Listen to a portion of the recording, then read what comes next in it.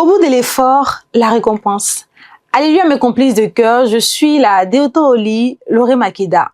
Vous êtes sur Menora Vox dans l'émission Main dans la main. J'ai envie de vous dire, apprenez à galérer avec vos gars. Nos mariés d'aujourd'hui sont tellement la preuve palpable. Nous allons recevoir le couple Jokoyi.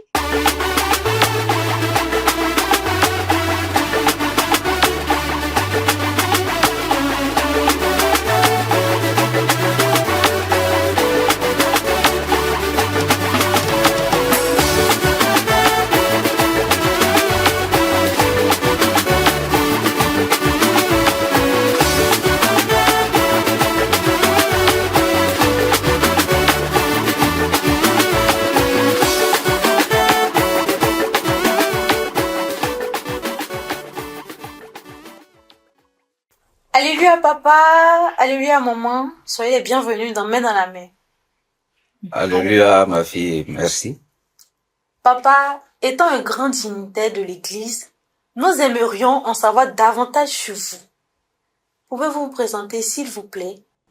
D'accord, merci.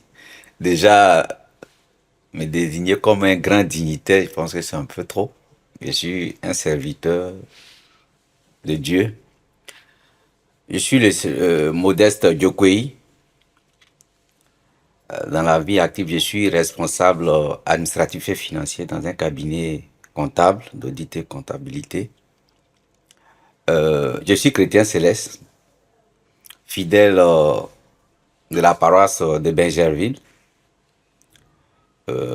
J'occupe le poste de premier vice-président chargé des finances et du développement.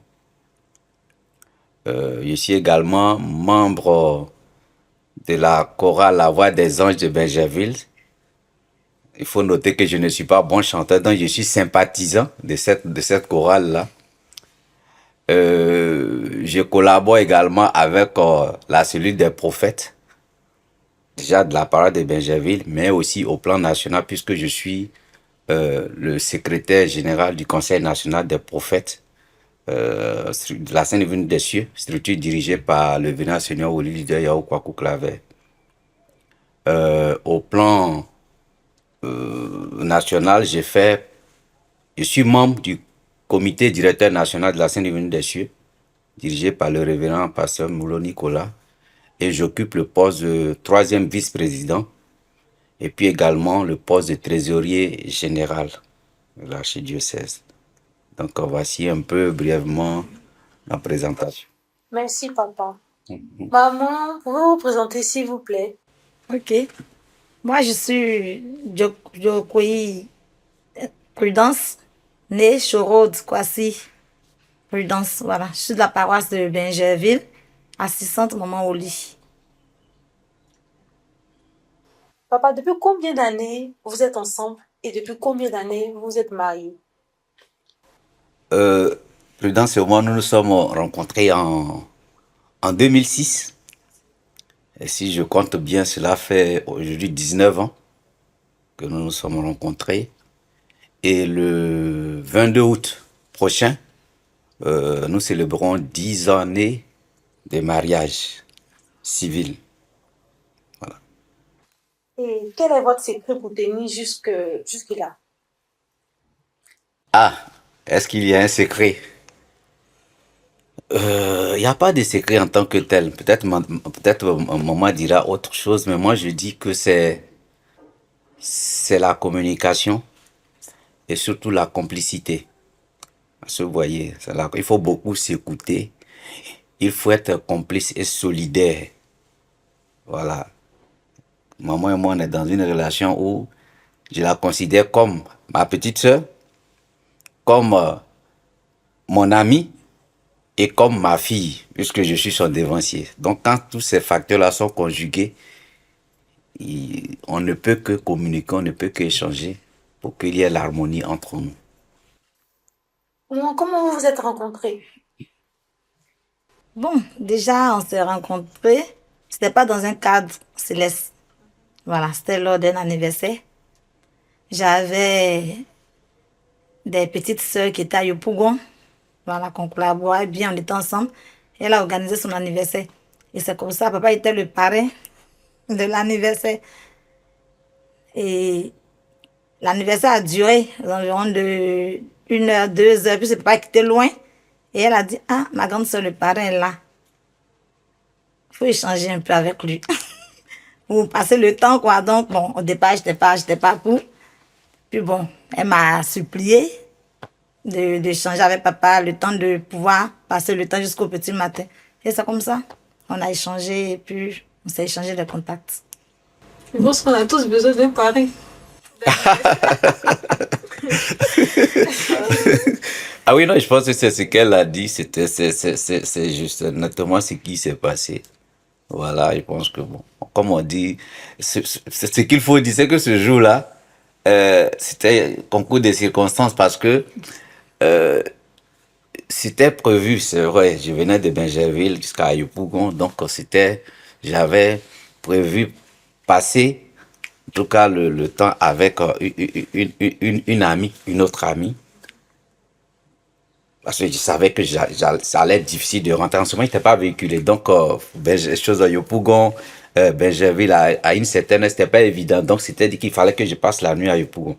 Donc, l'ami devait plus ou moins prendre des dispositions pour que je puisse passer la nuit à Yopougon et puis rentrer le lendemain. Malheureusement, quand moi je suis arrivé, elle a disparu. Entre guillemets. Bon, peut-être elle est sortie, tout ça. Donc, je me suis retrouvé seul.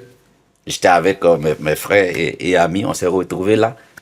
À une certaine heure, les invités étant partis, on s'est retrouvés là, assis à l'anniversaire. Donc, du coup, c'était un peu compliqué. Je pense que c'est ce qu'elle a dit.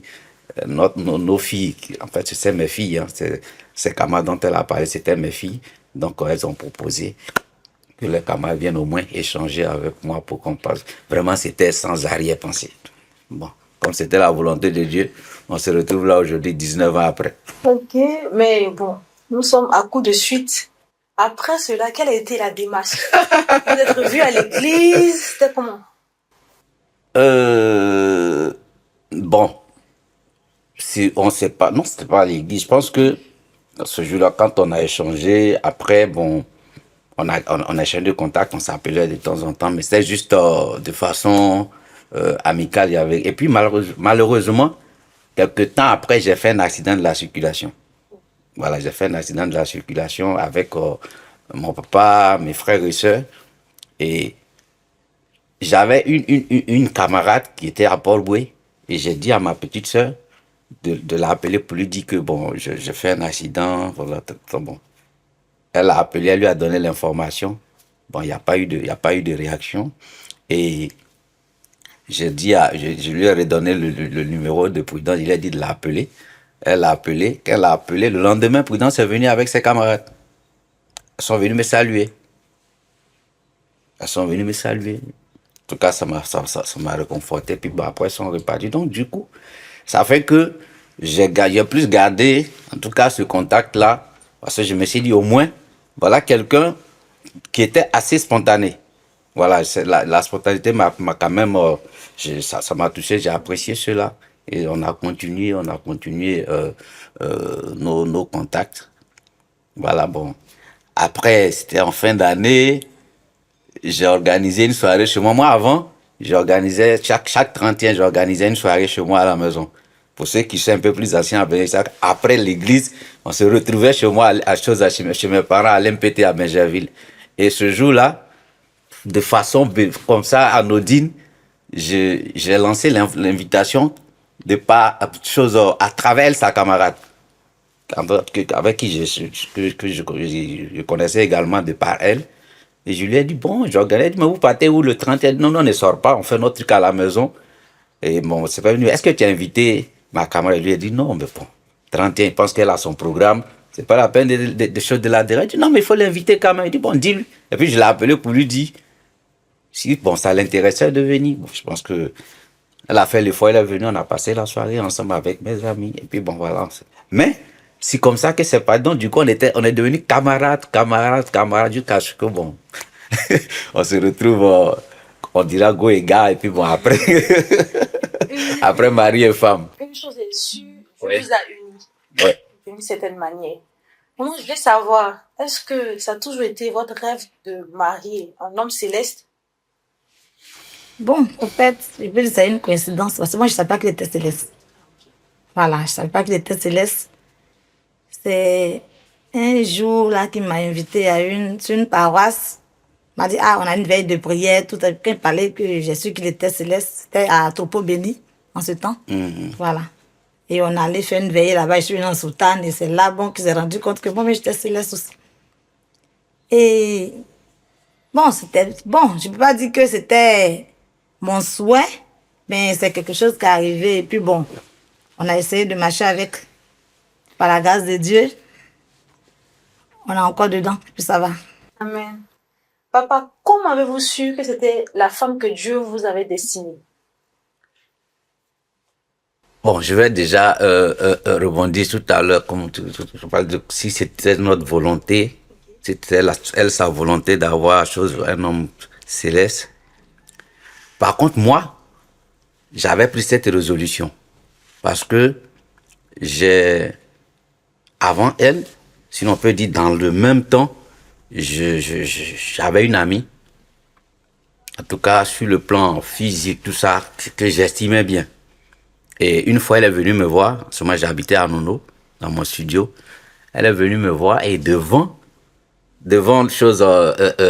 au balcon de ma porte, j'avais ma soutane que j'ai lavée. En ce moment, j'étais leader, que j'ai lavé, j'ai séché. Et lorsqu'elle est arrivée chez moi, en entrant, elle a vu ma soutane. Elle est rentrée dans la maison, puis elle me dit, c'est habit de qui est dehors là?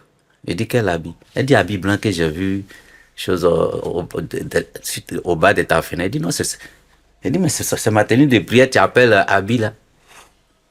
Elle dit c'est pour toi. Elle dit oui. Elle dit tu es dans l'église là aussi. Et ça m'a piqué. Elle dit ah bon, c'est de mon église tu parles comme ça. Elle dit oui, j'espère que tu ne m'as pas glacé. Hein. Ça, elle me l'a dit en face. Il dit ah, d'accord. Il dit non, je ne le ferai jamais. Si tu ne m'aimes pas, basta, mais moi je ne basserai jamais une fille. Et elle passait quelque temps, puis elle est partie. Qu'elle est partie, moi je ne l'ai plus jamais appelée. Et puis c'est resté comme ça. Parce que la personne qui n'accepte pas mon église, je ne peux pas vivre avec elle. Donc du coup, depuis cette date-là, j'ai demandé à Dieu de me donner une fille céleste pour éviter de mener ce débat-là. Et comme elle a dit, je ne savais pas qu'elle était aussi chrétienne céleste. Ça, je ne le savais pas. On s'est croisés à une soirée mondaine. Voilà, donc c'est en tant que jeune fille que je l'ai vue. C'est après que je su qu'elle était céleste. Du coup, ça a aussi facilité les choses. Vous avez prié, Dieu vous a exaucé. Ah oui. On remercie le ciel pour ça. Voilà. Et ta question, c'était quoi finalement? Papa, comment avez-vous su que c'était la femme que Dieu vous avait destinée? Ah oui. Bon, pour moi, c'est plutôt sa résilience et puis sa constance. Parce que quand on s'est rencontrés, quelque temps après, avant qu'on se rencontre, c'est vrai, j'avais quand même quelques difficultés sur le plan professionnel. Et après, ça s'est accentué. Il est arrivé un moment, j'ai perdu mon emploi. Et elle était à Yopougon, moi j'étais à Nono. Et elle venait me voir 2 fois dans la semaine. Quand bien même qu'elle savait que je ne travaillais plus. Et quand elle venait mardi et vendredi. C'est quand elle arrive le mardi, elle fait la cuisine, elle me fait à manger. Je mange et quand elle doit partir le mercredi matin ou bien le vendredi matin, elle me donne de l'argent. Elle le faisait 2 fois dans la semaine. La maman la plus responsable. Ah oui. Moi, c'était pas trop l'aspect où elle me donne, mais c'était le fait qu'à un moment donné, elle se soit sacrifiée. Aujourd'hui, il y a combien de filles qui peuvent accepter de faire cela? Parce que vous voyez, alors qu'on venait à peine de se connaître, j'étais pas le plus rangé des hommes, donc elle aurait pu partir. Mais elle a accepté de rester. Et par la suite, les choses ont repris. Au moment où des gens ont dit non, quand tu as une fille que tu as des difficultés, elle ne te porte pas chance, d'accord. Mais je vois que c'est vrai, après, les choses se sont améliorées. J'ai repris du boulot. Et ça, pour moi, Je suis dans des signes. Je n'ai pas besoin que quelqu'un me donne un message pour dire oui, ça c'est la femme de ta vie. Je vois le déroulé des choses. Et je me dis, si Dieu n'est pas dedans, les choses ne peuvent pas se passer comme ça. Parce que quand tu as faim, quand tu as soif, la personne qui te donne de l'eau à boire, bien à manger, il ne faut pas aller chercher ailleurs la main de Dieu. Voilà, parce qu'aujourd'hui, tu commences à avoir du boulot, c'est là que tu as demandé à Dieu, Seigneur, il faut me donner ma vraie femme. Et celle qui a été là, c'est Dieu qui l'a mise là. Moi, c'est comme ça que j'ai fait mon choix. Est-ce que Dieu vous a pas montré un peu en songe avant d'entamer cette démarche ou c'était de l'amour propre? Bon, Dieu, non, Dieu me l'a pas montré. Voilà, c'était de l'amour propre. Et comme j'ai dit là aussi, quand j'ai appris que papa était céleste, je me suis dit, voici au moins quelqu'un qui pratique déjà la même religion. On a pratiquement les mêmes objectifs. Voilà, et puis j'ai trouvé en papa quelqu'un de posé, quelqu'un de responsable. Voilà, donc ça a facilité un peu les choses. En tout cas, vous êtes à féliciter. C'est un bon témoignage. Voilà. Est-ce qu'après, vous avez eu des songes, des révélations qui a motivé votre démarche envers papa? Non, je pense. D'accord. Je pense que quand Dieu a sa main dedans, il n'a plus besoin de montrer d'autres preuves. Seulement, à chaque fois, il faut confier la relation à Dieu. Voilà. Avec les prières, il faut confier la relation à Dieu. Et puis, ça marche. D'accord.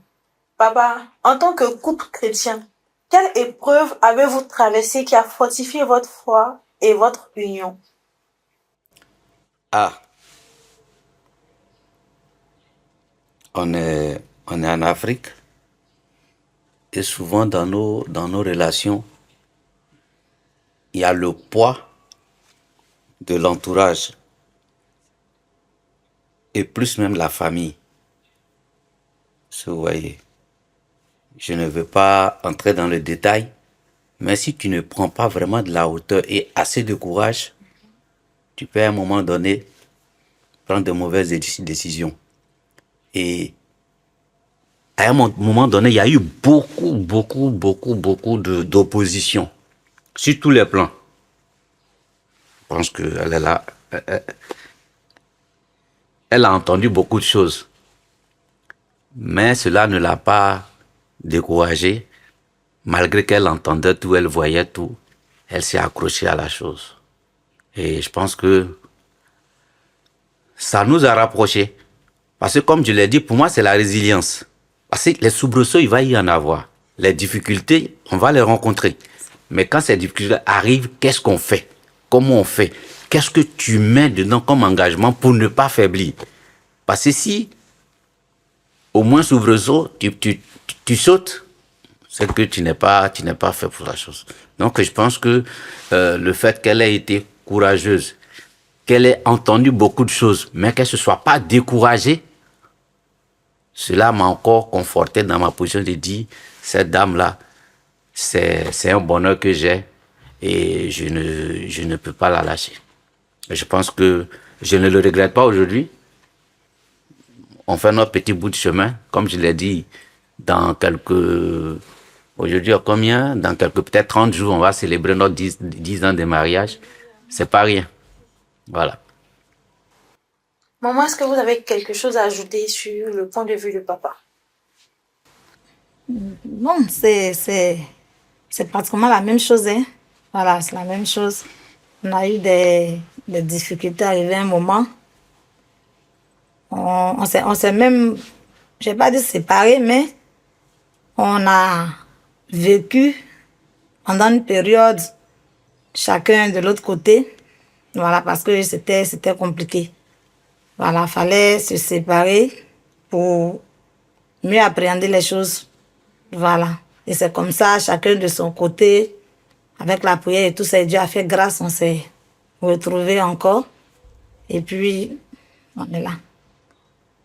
Sinon, ça va. Dieu était au contrôle. Comme papa a dit, au niveau des familles, même dans le cadre spirituel, il y a toujours des problèmes spirituels, voilà.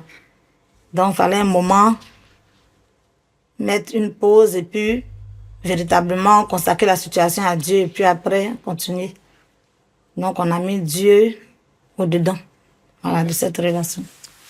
Et puis bon, peut-être j'ai parlé d'un autre point mais qui fonde un peu ma volonté de vraiment maintenir cela. Maman, elle a beaucoup de défauts hein, comme une personne, mais elle a aussi beaucoup de qualités. Et je me dis, c'est une dame qui n'a pas peur de quelque chose, n'a pas peur d'entreprendre. Elle prend beaucoup de risques. Moi-même, souvent, je suis étonné. Voilà. Elle est une grande commerçante. Elle a vendu à Yopougon. C'est ce commerce-là qu'elle faisait déjà qui lui permettait peut-être déjà de me soutenir. Et quand même, elle est venue habiter avec moi. On a fait quelques années à Bata, sur la route d'Abata. Maman a eu à vendre des lignes bouillies. Elle vendait dans le quartier. Elle a vendu des galettes. Elle a vendu des choses même, des jus sur les chantiers. Et un jour, il y a quelque chose qui m'a fait rire. Elle me l'a dit. Un matin, je devais partir au boulot et elle était en retard pour aller sur son chantier. Et donc, en ce moment, j'avais un véhicule et je l'ai pris avec ses bagages. Je suis allé la déposer sur son chantier. Donc, étant en retard, ses clients qui sont comment on les appelle, ceux qui sont sur les chantiers là. Les maçons, les manawas. Les manawas là, les jeunes là, ils attendaient. Et c'est devant eux que je suis venu la déposer. Avec ses cols, tout ça. Et puis bon, je suis parti. Et le soir, elle me dit, mais jeunes me demandé quelle voiture qui est venue me déposer. Elle leur a dit que c'était son mari. Puis elle dit, mais toi tu es folle, hein. T'as ton mari à voiture. Et puis tu viens vendre jus aux choses au chantier ici. Ça veut dire que tu as certainement une bonne situation. Et puis elle lui a dit, non, mais il a son argent. Puis moi, je cherche mon argent. C'est anodin. Mais pour dire quel est l'esprit de cette dame-là. Et en 2011, ça c'est quelque chose que je dis toujours à mes amis, à qui veut l'entendre. En 2011, de 2010 à 2011, moi je ne travaillais pas également. On gérait un maquis. J'avais un maquis. J'étais le gérant. Et elle était la restauratrice. Donc moi, je vendais en griffe la boisson. Et puis elle faisait la nourriture pour vendre. Et cela nous a permis de passer le cap de la crise post-électorale de 2011. Et on a accueilli, on était dans un studio, on a accueilli 23 personnes. 23 adultes qui avaient fui Yopougon, Abobo, la cité universitaire pour venir se réfugier dans notre maison. J'ai regardé ma femme, on a démonté notre lit. Nous on était dans un studio. On a démonté le lit, on l'a mis quelque part et on a reçu ces personnes-là. Et maman quittait Abata, chose comme on appelle Abbé Sainte. Elle passait par Dahlia Fleur, elle marchait pour venir à Benjerville, acheter du poulet, des lapins et puis le riz pour aller cuisiner parce que dans les environs, les gens n'avaient pas à manger. Et comme nous on avait un marché, on avait le maquis, c'était la seule personne qui faisait à manger pour que les gens d'Abata et à Kwedo, Atier là, viennent manger.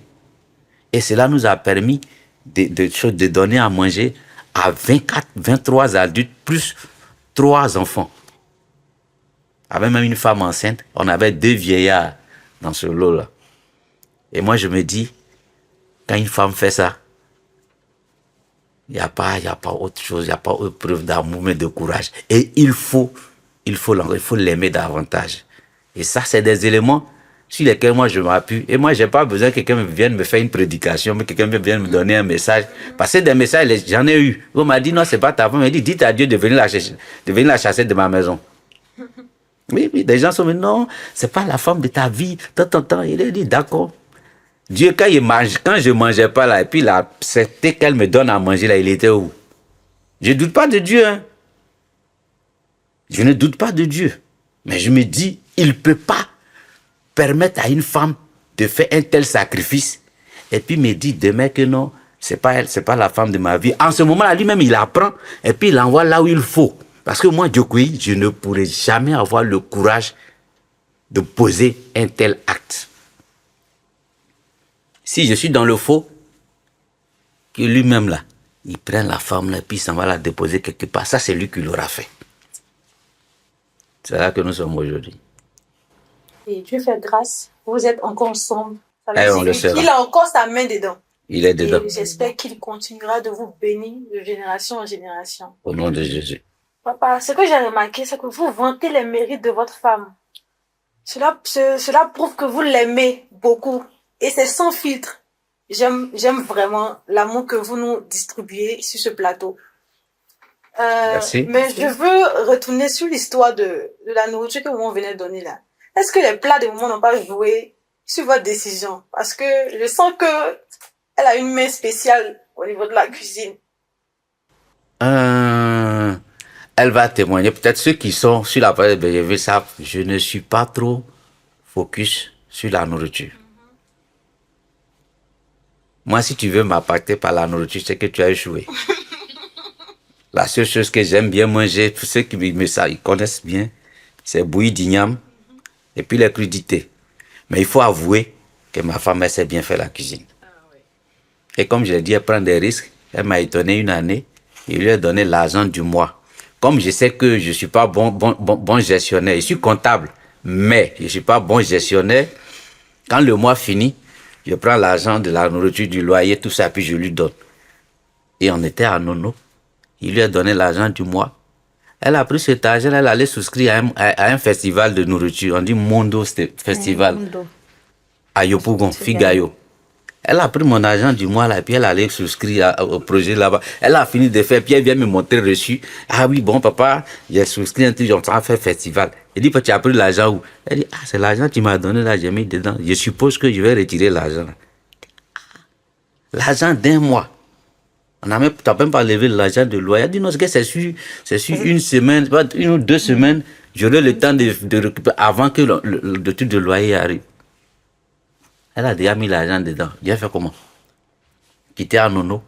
Après le boulot, je m'en vais à Yopougon. Elle a fait. C'était le truc était organisé par George Taï Benson. Voilà. Mais j'ai vu, les quelques temps que j'ai fait là-bas, j'ai vu tous les stands qui étaient là-bas. Les gens venaient chercher, elle, son stand. Et j'ai eu quelqu'un qui est venu de Benjerville ici. Il dit non, mon ami dit que lui, il est allé à Yopougon. Il a mangé un repas là, il a mangé un foufou. C'est pas foufou d'Abidjan là, mais que c'est ce foufou qu'on fait chez nous là. Oh, c'est un gars de Lakota. Donc il connaît le foufou de chez nous. Et maman qui est baoulé le fait tellement bien. Donc on lui a parlé de ça. Et il est allé, il a cherché, il dit voilà, quand il avait dit voilà, c'est ça là que je cherche.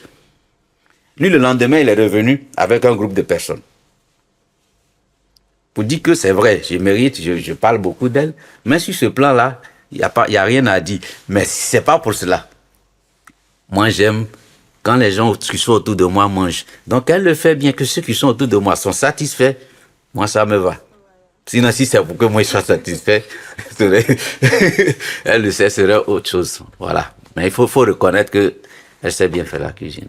Papa, vu que vous avez contribué aux dépenses du festival, est-ce que les bénéfices là, vous avez partagé ou bien maman l'a gardé? Est-ce que tu m'as donné aussi? Oui, tu as refusé. Ah, d'accord. Oui, mais Il a refusé. en fait, c'est souvent aussi, après, puis je me suis dit, est-ce que c'est pas parce que moi, je la soutiens dans ces folies-là qu'elle continue? Oui, parce que, comme je l'ai dit, chaque soir, je partais là-bas, et puis quand elle finissait, aux environs de 1h du matin, on revenait à Nono. Et le lendemain, elle repartait. Mais il s'est trouvé qu'elle est partie avec un groupe de personnes, ses camarades, près de 7 ou 8 personnes, et qu'elle a fini. Je pense qu'elle a donné au moins 20 000, entre 10 à 20 000 chacune. C'est-à-dire que, oui, pour dire que réellement, son affaire là, ça a apporté, si tu donnes 10 000, même si c'est 10 000 francs à 8 personnes, ça fait combien? Ça fait 80 000. Donc ça veut dire qu'elle a fait au moins 80 000 francs de bénéfices, en plus de ce qu'elle avait investi, disons. Et ça, je me dis, même si c'est pas rentré dans ma poche, ça a au moins servi à d'autres personnes et elle-même, ça lui a montré qu'elle pouvait faire d'autres. Donc, à partir d'aujourd'hui, papa, je prends note. Parce que vous nous enseignez beaucoup aujourd'hui. Ah.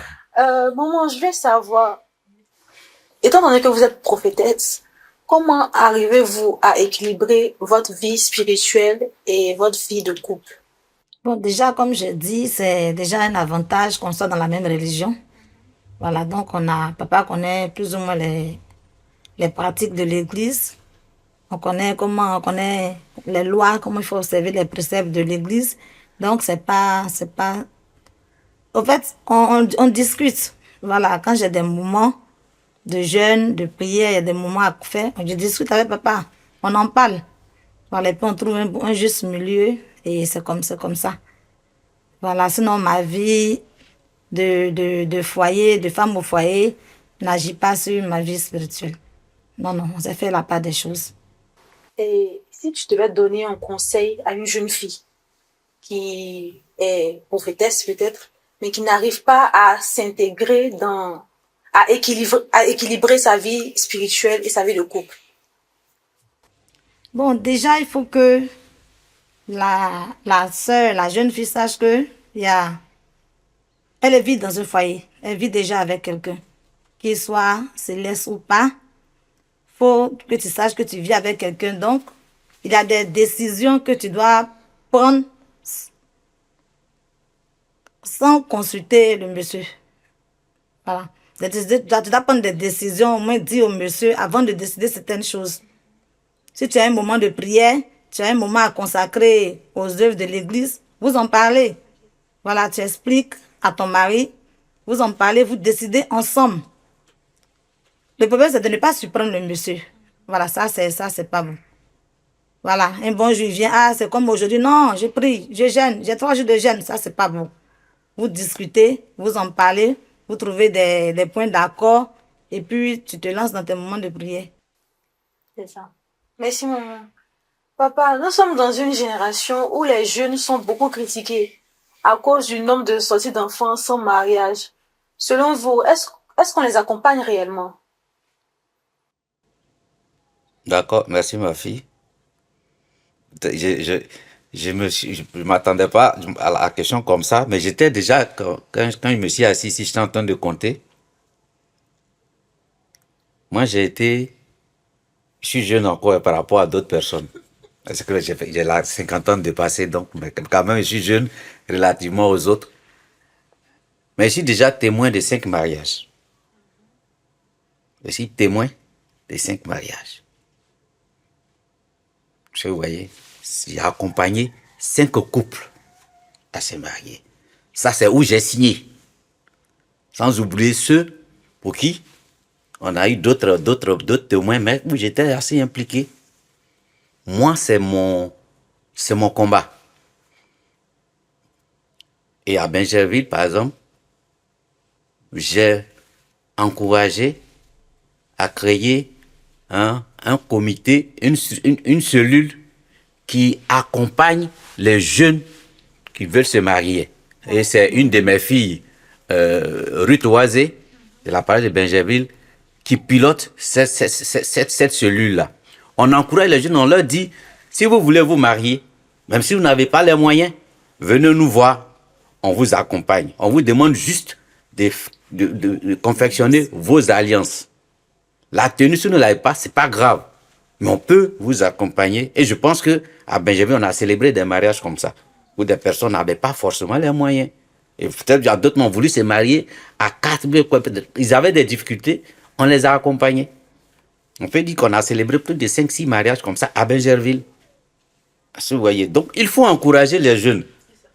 Il faut pas qu'on pense, on voit des mariages grandioses. Moi, peut-être j'avais les moyens, j'ai fait un mariage où tout le monde est venu, j'ai appelé tout le monde. D'accord, mais tout le monde ne peut pas le faire. Moi, mes enfants, ils sont jeunes, mais il y a des jeunes filles dedans. Je leur dis, dès l'instant où tu fais tes mensonges, il faut faire attention parce que si tu te trompes, tu peux prendre une grossesse. Qu'est-ce qu'on dit aux jeunes? Ce qu'on ne leur dit pas, ils l'apprennent dehors. Aujourd'hui, avec un téléphone, l'enfant sait plus que ses parents. Alors, si tu n'as pas le courage de montrer la vraie voie à tes parents, c'est sûr que, à la vraie voie, à tes enfants, c'est sûr que tu vas rater leur éducation.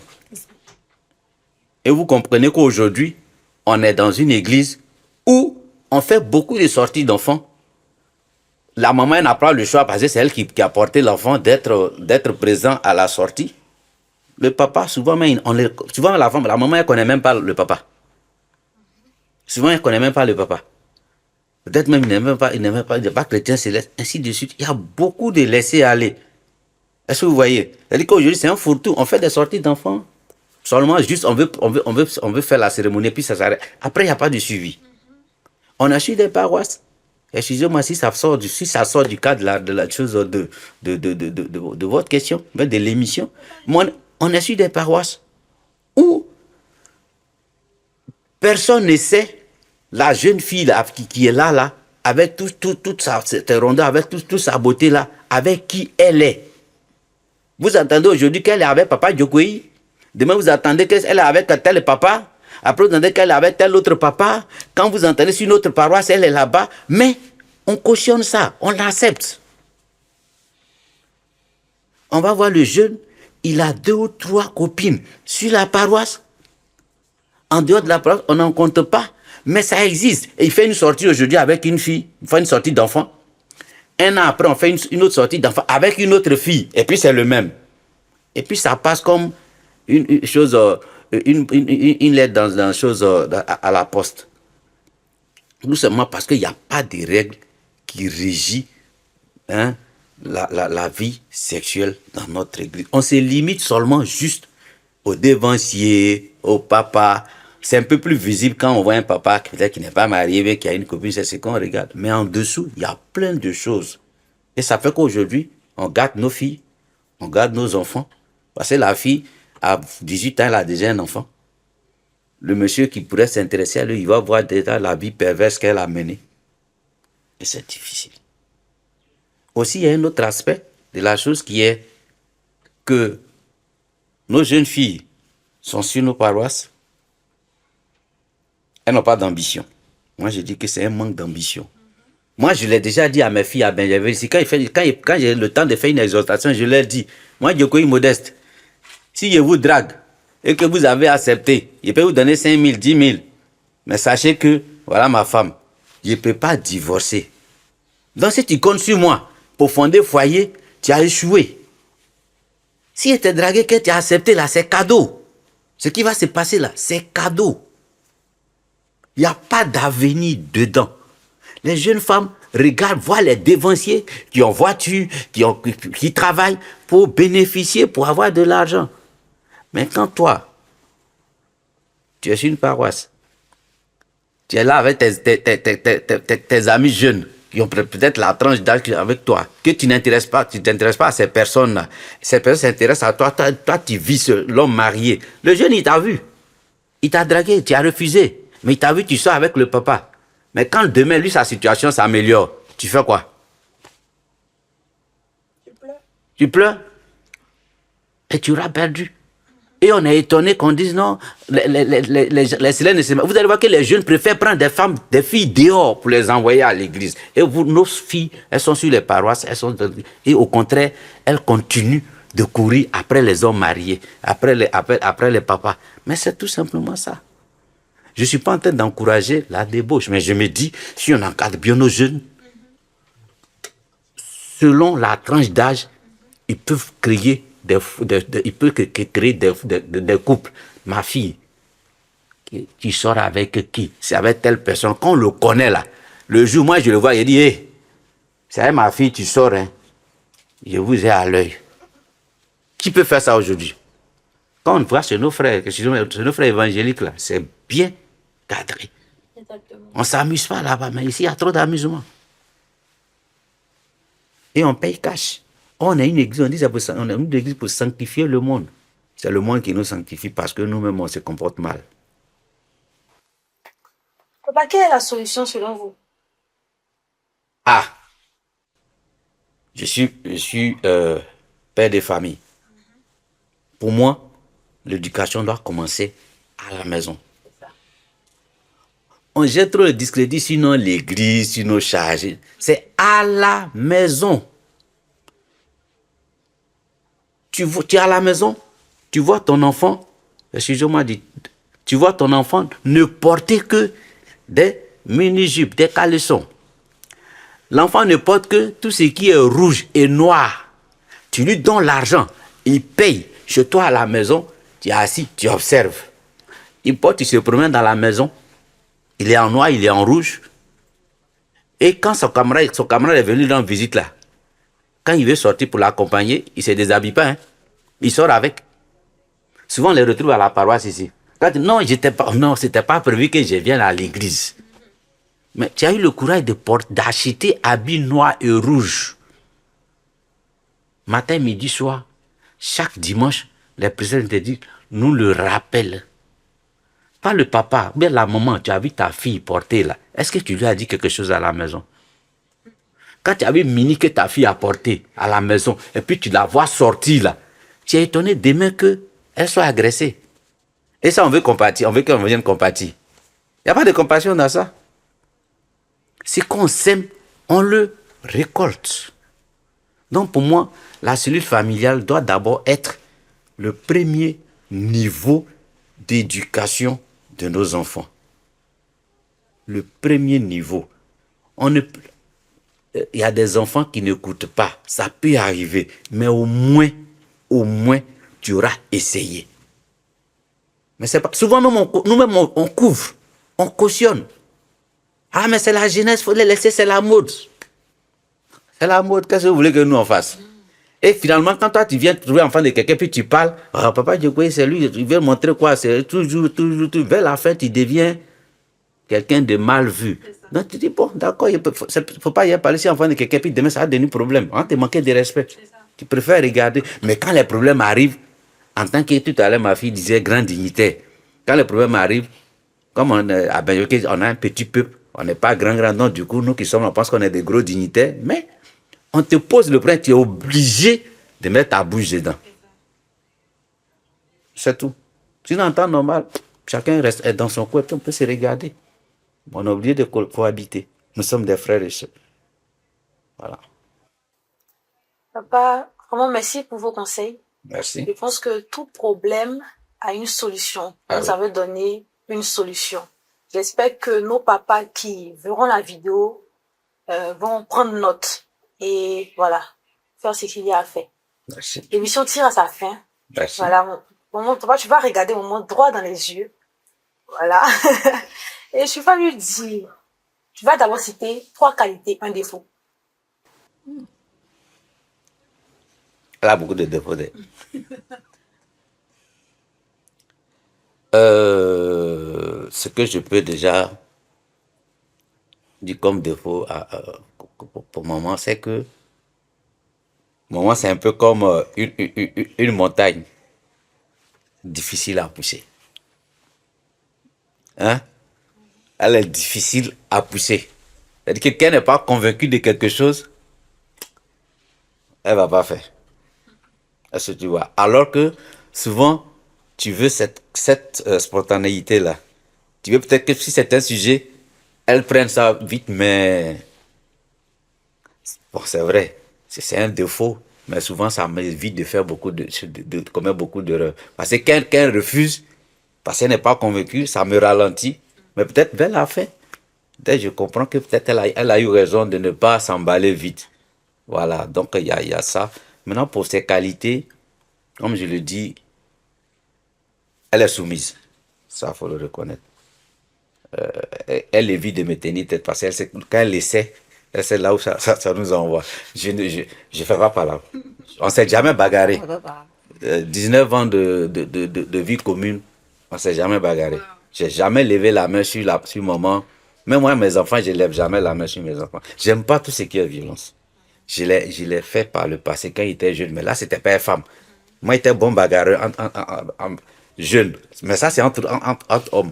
J'étais bon bagarreur. C'est pour ça que je n'ai pas une grosse forme parce que Dieu a voulu que si j'étais trop costaud, c'était pas bon. Donc, il m'a fait. Non, j'aime plus la violence, ça, vraiment. Si je veux parler, si tu m'énerves, moi, je vais te parler. Voilà, je te parle, je te dis ce que j'ai à te dire. Si ça te fait mal, fais ça. Donc, ça, c'est une qualité qu'elle a. Et puis, elle est, en tout cas, serviable. Il y a des choses, je n'ai pas besoin de dire à maman, elle le fait. Parce qu'elle s'est dit, c'est comme ça que papa allait faire. Elle dit, je suis sûr que c'est comme ça il allait faire. Donc, du coup, elle anticipe. Parce que tu vois. Et puis, elle aime les enfants. Elle aime les enfants. On a 4 enfants. Moi, on a 4 enfants. J'ai 3 filles, un garçon. J'ai beaucoup de protégés. Même si actuellement, si vous arrivez chez moi, je dois avoir, on dirait 7 ou 8 enfants. Parce que chez moi, c'est une école. Donc, ça fait que les enfants veulent venir chez moi. Donc, actuellement, j'ai 2 familles qui m'envoient les enfants actuellement. Ils sont chez moi. Et moi, chez moi, tout le monde m'appelle papa. Tout le monde l'appelle maman. Tout le monde est mon enfant. C'est-à-dire que chez moi, quand souvent ils viennent, je dors au salon avec eux, je mets le climatiseur. Puis on dort tous au salon, je suis avec eux. Vous n'avez même pas fait de discrimination. Non, je ne veux pas que quelqu'un. Non, on dort ensemble. On mange ensemble. C'est la même nourriture qu'on mange. Et ça, elle le fait bien. Quand un enfant, quelqu'un vient chez moi, l'enfant ne veut même plus repartir. L'enfant ne veut plus partir. Il veut rester à la maison. Et ça, c'est une qualité qu'elle a. Et c'est pour ça que je dis, je ne suis pas inquiet parce que je dis, même quand on ne connaît pas quelqu'un, lui donne à manger. Moi, je suis de l'ouest, chez nous, à l'ouest. Quand quelqu'un vient chez toi, tu peux lui donner tout ce que tu veux. Si tu ne lui as pas donné à manger, là. Quand il retourne, il dit, je suis allé chez Modeste, là. Sa femme, dès le même, m'a pas donné. Même, m'a même pas demandé de nouvelles. Pourquoi? Parce qu'il est venu chez lui, tu es venu chez toi, tu ne lui as pas donné à manger. J'ai dit à ma femme, quand quelqu'un vient chez toi, là, si je suis pas là, mais si c'est ma nourriture, mais si c'est ce que j'aime le plus, là, il faut lui donner. Et comme elle aime partager, donc ça ne lui pose pas de problème. Souvent, quand elle dit, papa, il faut chercher quelque chose à manger hein, parce que la nourriture, elle est donnée à quelqu'un. Elle est tranquille. Est-ce que tu vois? Et ça, pour moi, il n'y a rien de tel. Quand ça se passe comme ça, dans un foyer, tu es tranquille. Il y a beaucoup de qualités, hein, mais je veux, comme elle a dit 3, je préfère m'arrêter dessus. Maman, je vais retourner la question. 2 qualités, 1 défaut. T'es à l'œil.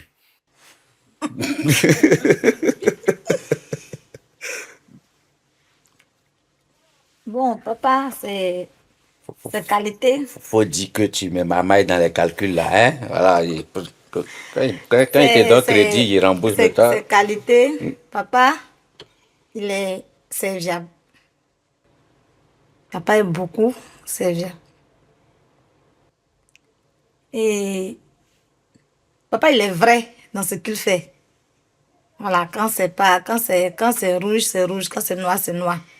Papa, il est vrai dans ce qu'il fait. Et puis, le défaut. Et on va se retrouver à la maison. Défaut. Papa est parfait. Bon, on ne peut pas être parfait.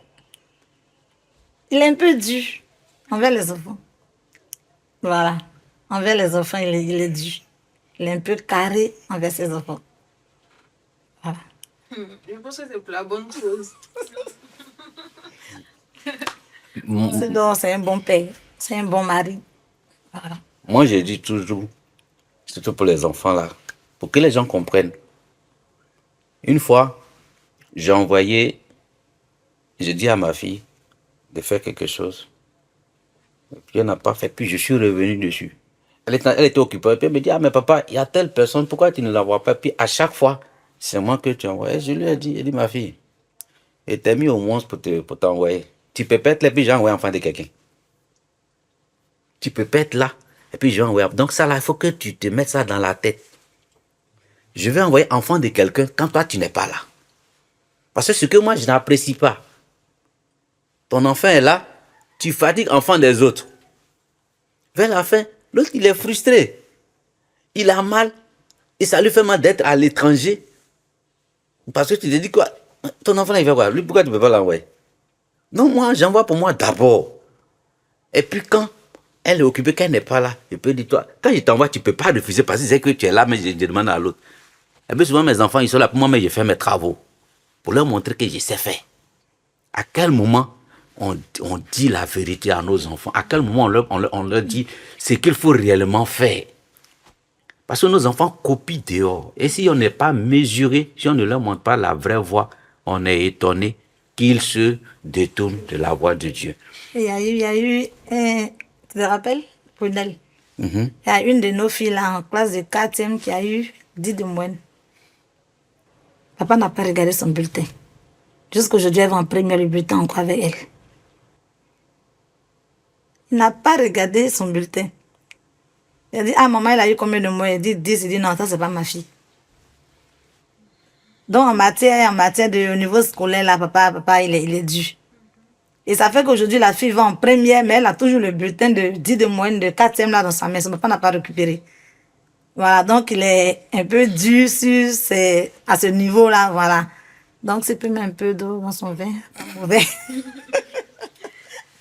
Voilà, c'est pas mauvais, sinon, ça va, Dieu fait grâce. D'accord, j'ai compris. Merci papa, merci maman pour vos conseils. Merci pour ce petit moment.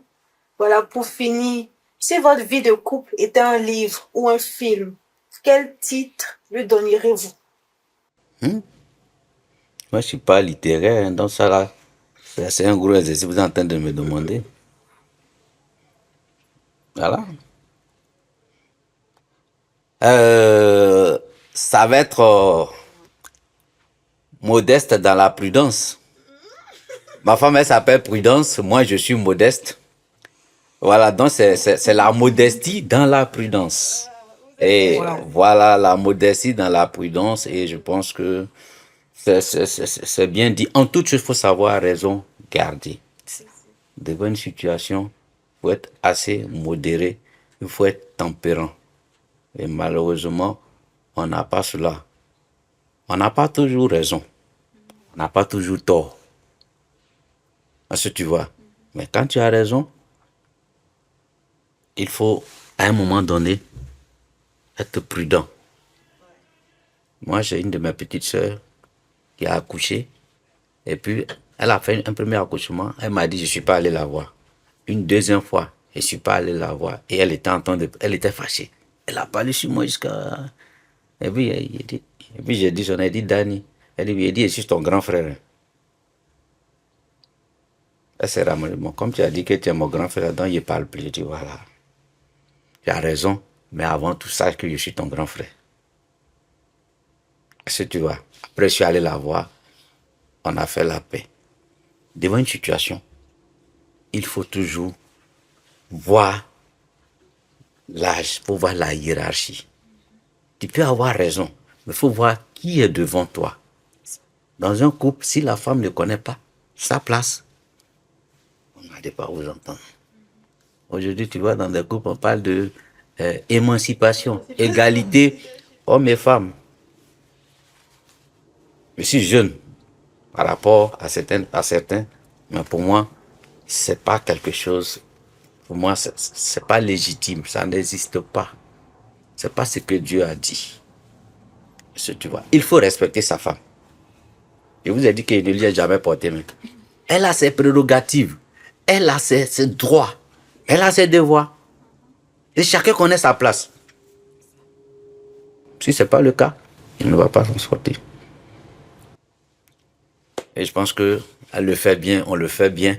Et c'est pour ça que j'ai dit la modestie dans la prudence. Voilà. Bon, beaucoup d'humilité. En tout cas, merci papa, merci maman. L'émission tire à sa fin. On vous dit à la prochaine. Merci. Merci. Que Dieu vous bénisse. Amen. Mes complices de cœur, j'espère que vous avez aimé l'émission d'aujourd'hui et comme vous pouvez le constater, la patience est un chemin d'or. Sur ce, restez bénis, restez unis et marchez main dans la main. Bisous!